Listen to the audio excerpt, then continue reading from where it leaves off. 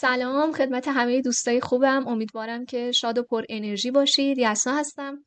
امروز در خدمتتونم با یک آموزش جدید و صحبت در رابطه با ایردراپ احتمالی پروژه اپتوس که خیلی هم میتونه ارزشمند باشه.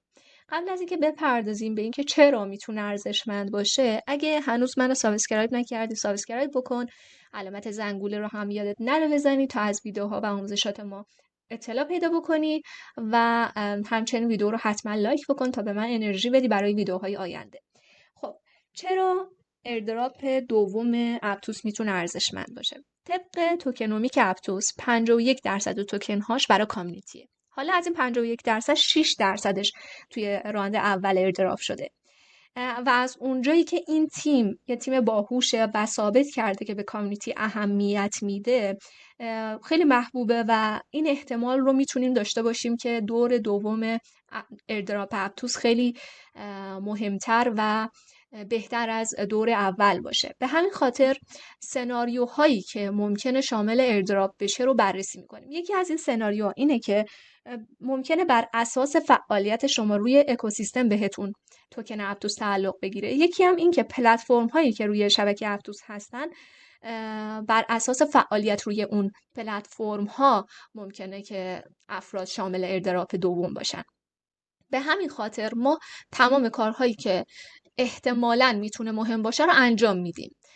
خب اولین کاری که شما باید انجام بدید اینه که وارد سایت اپتوس بشید و ساین کنید. این مهمترین کاری که باید انجام بدید فعلا. من تمام تسک ها و تمام کارهایی که باید انجام بدیم رو دونه بدونه میگم و آموزش میدم. نگرانش نباشید. احتمالاً توی 2 تا ویدیو این اتفاق بیفته، ولی تا آخر ویدیو همراه باشید تا بتونیم با هم پیش بریم. خب وقتی شما روی ساین کلیک بکنید این صفحه رو میبینید. شما میتونید با دیسکوردتون، میتونید با گوگلتون، میتونید با گیت هابتون وارد بشید. خب من ترجیحاً از دیسکورد استفاده میکنم. روی دیسکورد کلیک میکنم و دیسکوردی که روی وب شما هست براتون باز میشه. من قبلا خدمتتون عرض کردم که برای تمام ایردراپ ها شما باید توییترتون، دیسکوردتون و تلگرامتون روی وب لاگین شده باشه از قبل. خب بعد از اون روی این قسمت کلیک میکنیم و اینجا میبینیم که وارد صفحه اصلی اپتوس میشیم. یعنی کافیه روی همون قسمت کلیک بکنید و اینجا به شما میگه که شما با دیسکوردتون وارد شدید. حالا توی این قسمت میتونید تکمیل بکنید اطلاعاتتون رو. یه یوزر نیم و یه ایمیل هم برای خودتون بسازید. یعنی اون ایمیلی که براتون اهمیت داره اینجا قرار میدید، یوزر نیم، و روی کانتینیو کلیک میکنید. خب در اینجا به شما میگه که شما اکانتتون ساخته شد و اسم اون حالا اسمی که توی دیسکورد دارید رو برای شما اینجا نمایش میده و ایمیلی که ثبت کردید. توی قسمت ایمیل فراموش نکنید که ورفای ایمیل رو بزنید. یعنی همون ایمیلی که وارد میکنید براتون یک ایمیل میاد که باید روی ورفای ایمیل کلیک بکنید تا ایمیلتون ورفای. اما قسمت بعدی که شما باید انجام بدید قسمت فورم هست یا همون قسمت انجمن. شما برای این قسمت اول بر روی لاگین کلیک بکنید. دوستان فراموش نکنید که شما قبلا ساین کردین و چون ساین کردین الان لاگین رو کلیک میکنید. یادتون نره که حتما ایمیلتون ورفای شده باشه تا براتون این مراحل طی بشه. خب بعد از اینکه شما لاگین کردین روی پروفایل خودتون که کلیک بکنید این قسمت رو میبینید. برای این قسمت یه کالکت باید انجام بدید. روی این قسمت که کلیک بکنید قسمت سیو، در اینجا شما این پیام رو میبینید که برای شما میاد. بعد از اینکه این پیام اومد یعنی این قسمت انجام شده واسهتون، میرید توی قسمت بعدی که تاپیک گذاشتنه. خب توی قسمت نیو تاپیک وقتی کلیک بکنید اینجا شما باید یه تاپیکی بنویسید و در اینجا در مورد اون تاپیک باید توضیح بدین.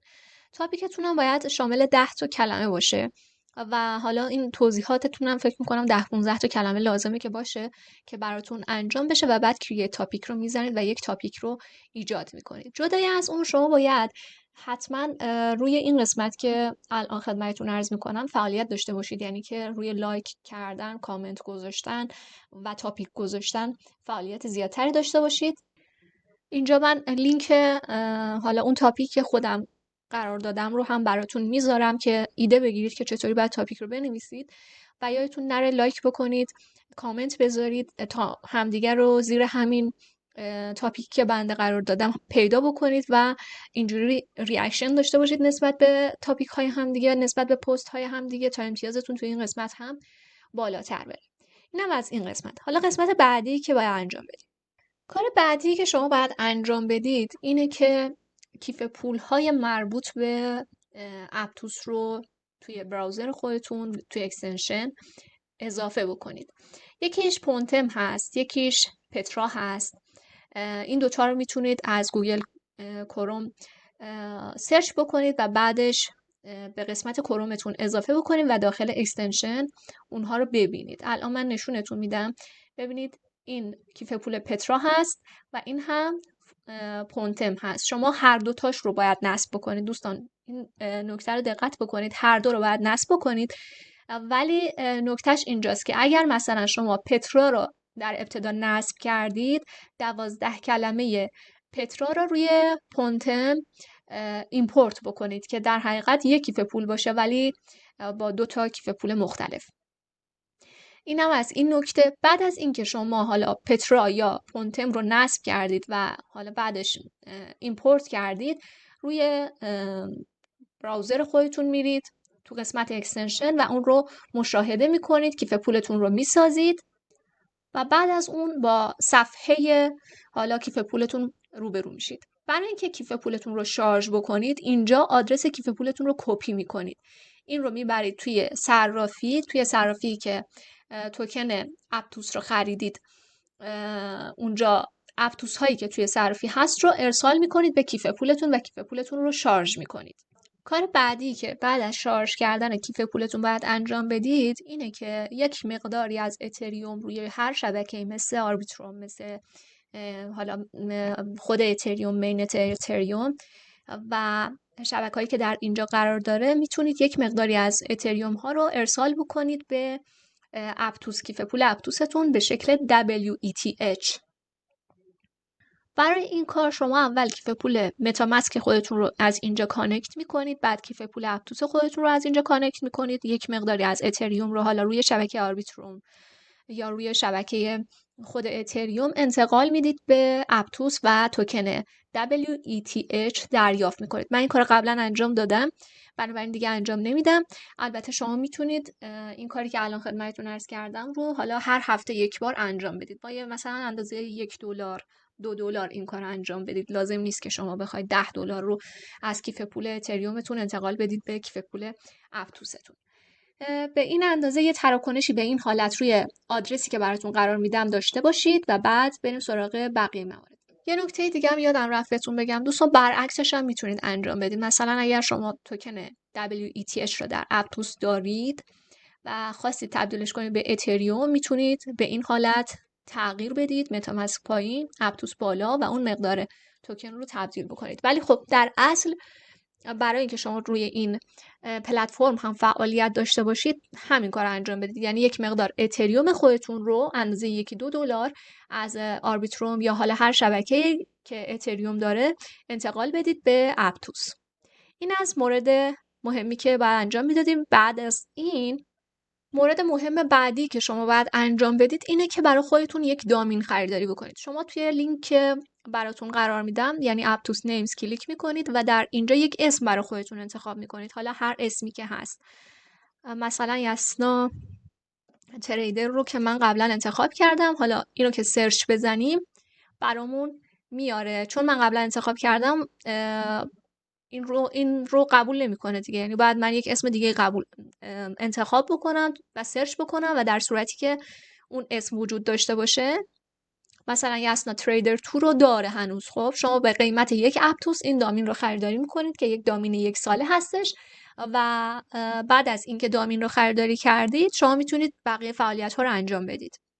شما برای اینکه ببینید دامینتون واسهتون اومده یا نه، تو قسمت NFT کیف پول پونتم میرید و در اینجا میبینید که NFT شما که دامین شما هست موجوده، بنابراین دامین خریداری شده و همچنین جدای از اون اینجا میبینید که اسم دامینی که خریداری کردید در بالا خودش درج شده و به معنی اینه که الان شما کیف پولتون دامین داره.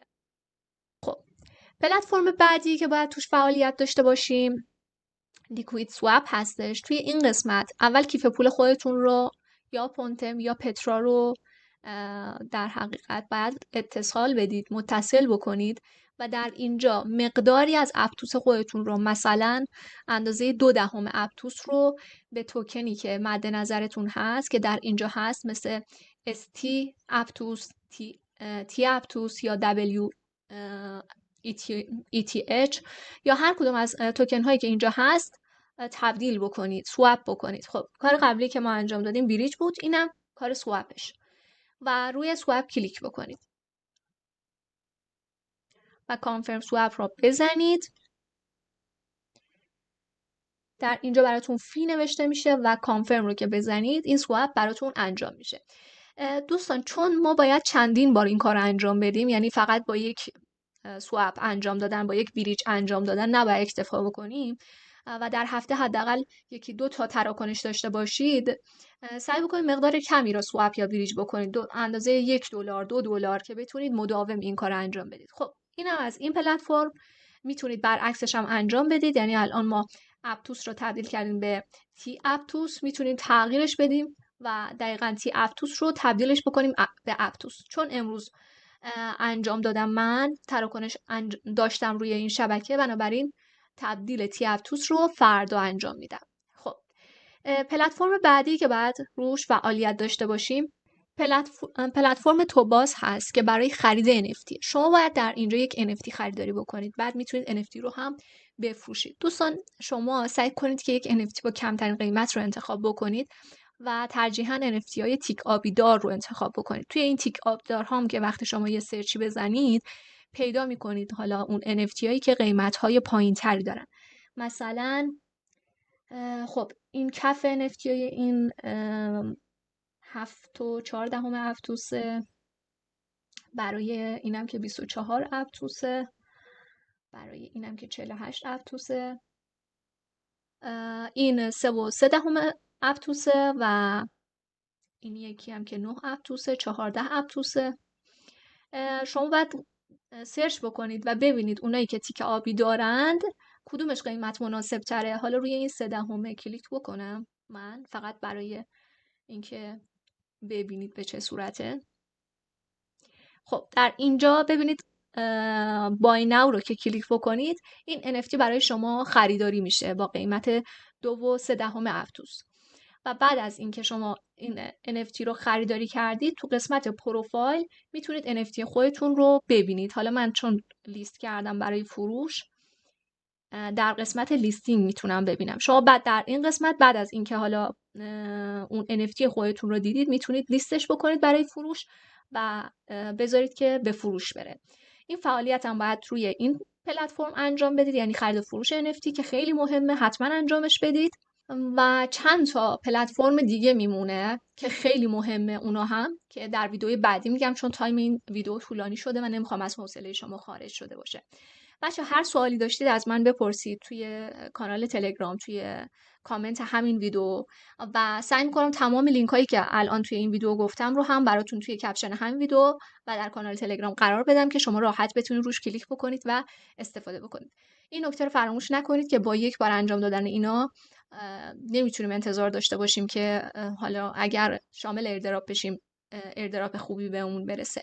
بنابراین با مقدار کم ولی متداوم و مستمر سعی کنید روی پلتفرم ها فعالیت داشته باشید. به خصوص فعالیت روی انجمن، بخش انجمن یا فورم مهمه. لایک بکنید، همدیگر رو پیدا بکنید، کامنت بذارید و اینجوری فعالیتتون رو بیشتر بکنید. خیلی متشکرم که همراه من بودید.